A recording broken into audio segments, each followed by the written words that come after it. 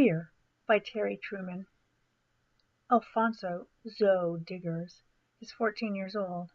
He's taller than a lot of kids his age in the neighborhood, taller and thinner. He's lived in the same place since he was born. 2 weeks ago, his mother, who lives alone with Zoe in their small clapboard house, finally decided to install security bars on the windows and expensive security doors on both the front and back. Their house has been burglarized 4 times in the last 3.5 years, the last time 3 weeks ago, while both Zoe and his mom were sleeping. That night, the burglars came in, stole the 25-inch flat-screen color TV Zoe's mother had purchased just 6 weeks before, the 4th TV in as many years, a portable CD player, and even some jewelry from the small blue jewelry box Zoe's mother keeps on the top of her headboard, only a few feet away from where she was sleeping. Zoe's father is not around. He never has been. Zoe has not seen his dad for quite a while, the last time being Christmas 3 years ago, when his father had shown up unexpectedly, drunk and acting stupid.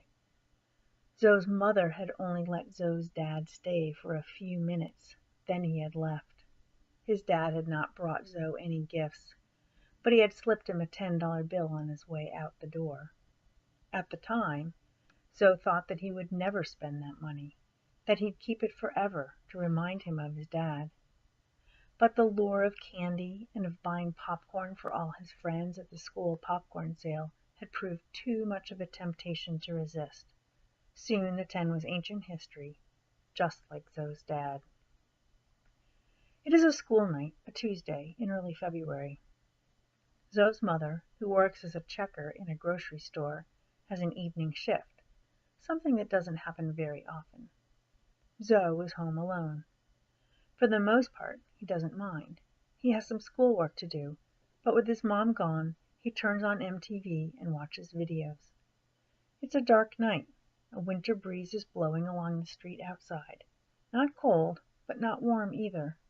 There is a dark feeling to the evening.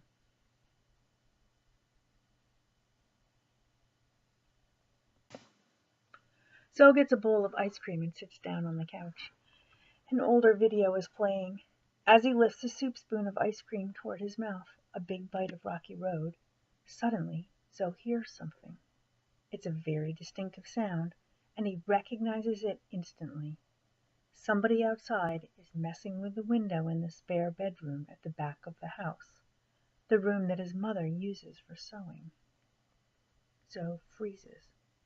He quietly lowers the spoon back into the bowl and sets it on the table in front of him. Moving as silently as he can, he tiptoes over to the hall closet where his aluminum bat leans against the wall just inside the door.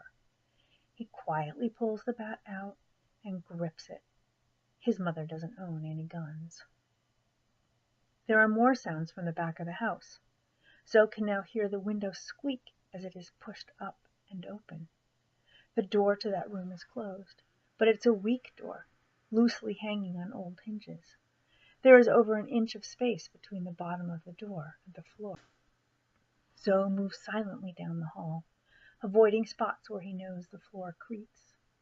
He edges his way along the wall so that whoever is out there won't see his footsteps in the light, which shines into the darkened room from beneath the door.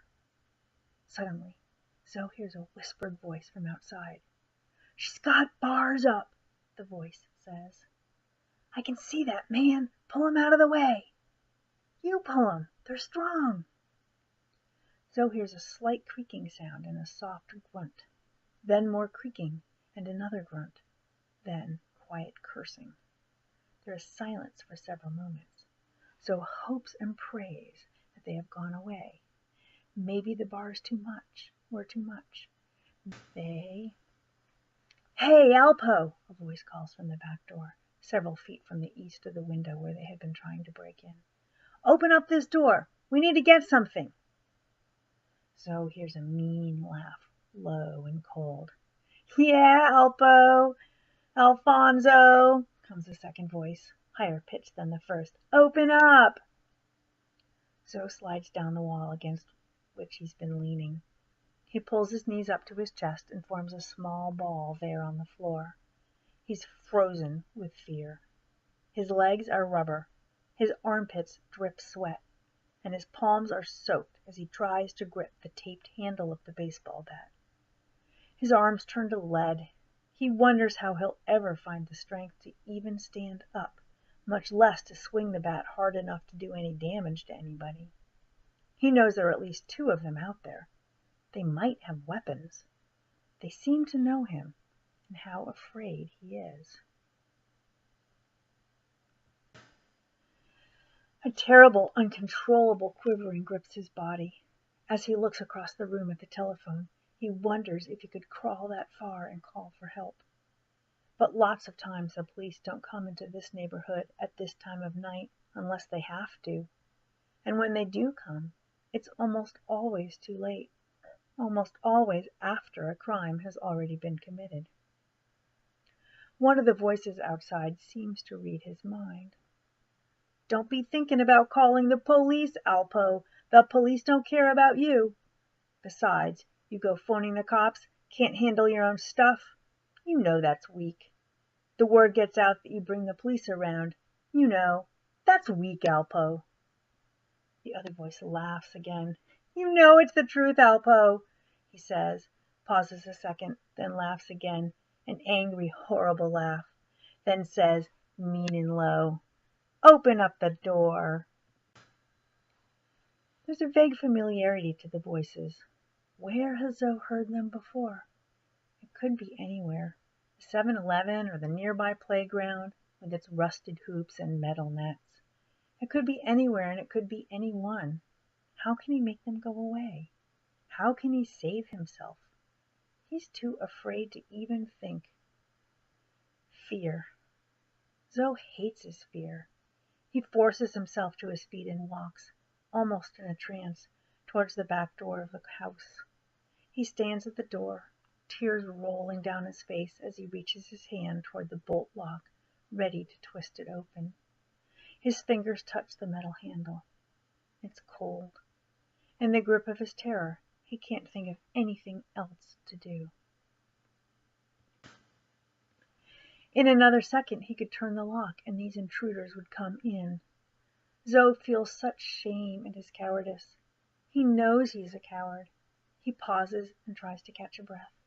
Thinking about his shame, he realizes and flashes in an instant, "I'd rather be dead than this afraid." "I said open this door, Elpo. We know you, and you're not going to stop us. Open up now and we won't hurt you. You make us get mean, and we'll get you. Maybe tonight, maybe tomorrow. But trust me, Alpo, we'll get you." Zoe whispers to himself again. "I'd rather be dead than this afraid." He takes another deep breath and pulls his hand back from the lock. "I'd rather be dead than this afraid." Something happens inside his chest. Somehow he's able to breathe again, able to think. And now he feels angry. "I'd rather be dead," he whispers. "We'll get you, Alpo," the voice says again, hate and menace. "You might," Zoe answers back, surprised by the strength of his voice. "No might, we will." The voice is cold and murderous. "You don't think I don't know you?" Zoe says. "You think I can't find out who you are?" "So what?" one of the voices answers. "You can't do anything." They both laugh. "Can't, huh?" Zoe snaps back. The first voice speaks again, another mean laugh in his words. "Oh, right. You're all tough and bad, huh?" They laugh. Zoe pauses for another second, takes another deep breath, and speaks low and angrily. "I will call the cops. I'll tell them a couple losers are trying to rob us. I'll tell them that you threatened me, said you're going to kill me. Everyone in the neighborhood will know that you're the kind of guys who try to scare a kid who's home all alone. Is that what you want? Is that how you're going to build up your rep? Anything happens to me, the cops will find you. You think you're bad enough to handle that?" Zoe pauses a moment to let his question sink in. Then he laughs his own mean laugh. I don't think so. You say another word, I'll call him. Period. There's a long moment of silence. The voices from outside were quiet. Finally, one of them speaks, the meanness gone. The cops don't care. Boy. Zoe interrupts loudly, his voice strong and defiant. They care about guys like you, he snaps back. I let you in here, let you steal our stuff while I sit here like a little baby? Hell, I might as well be dead anyways.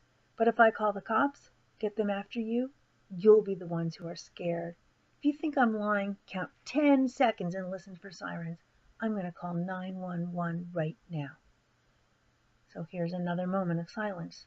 Then, just outside the door, a hushed, hurried whispering. Finally, the first voice speaks again. All right, Alpo, hold on. Take it easy. Forget about it. Just keep the cops out of this, okay? Just chill. We were just playing with you anyway. Relax, you know. Don't worry about anything, Alpo. Just... Zoe interrupts. My name is Zoe, not Alpo. Zoe waited for a response, but in the next moment he hears only the sound of the chain-link fence rattling as the strangers leap over it and then run away into the darkness. Walking back to the couch, he sits back down and glances at his bowl of ice cream. It hasn't even melted too badly yet. As he picks it up, he smiles to himself. That's Zoe, not Alpo. My name is Zoe.